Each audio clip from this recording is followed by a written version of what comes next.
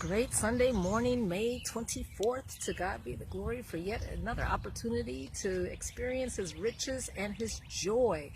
We know that we would have gone to the chapter Psalms 24 because of today's date, and we are reminded that the earth, all of this, we had heavy rain storms.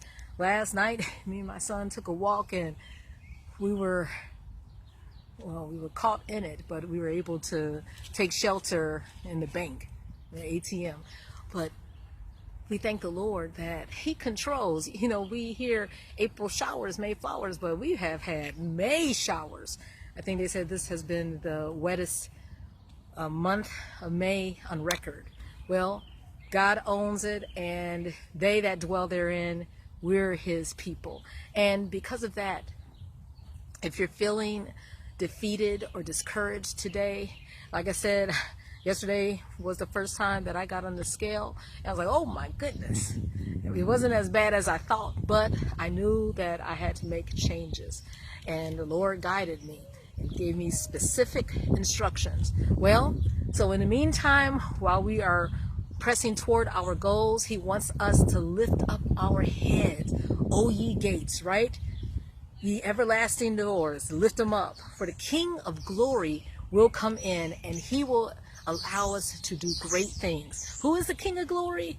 Guess what? He is the one who is strong and mighty in battle, and He wants His people. This is the reason why He wants us to prepare our temples to be fit so that we can do His work without huffing and puffing and having limitations. Like I said, there's some things that we were born with. We got that. And the Lord will give us grace to deal with that. But some things are self-imposed. Like I said, I just kept on going crazy with barbecue potato chips. And like I said, just because there's a vegan out there does not mean that you can't be overweight. So the Lord will make us strong and mighty in battle and be a warrior for Him.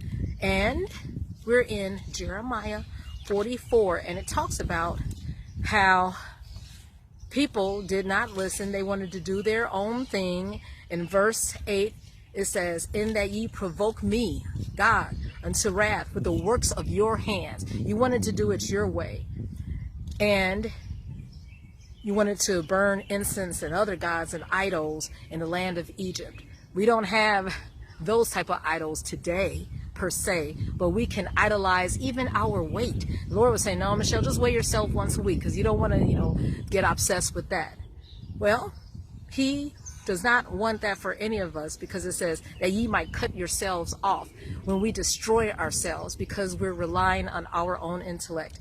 And in verse 16, it says, "As for the word that thou hast spoken unto us in the name of the Lord, we will not hearken unto thee, but we will certainly do whatsoever thing goeth forth out of our own mouth," and just do it.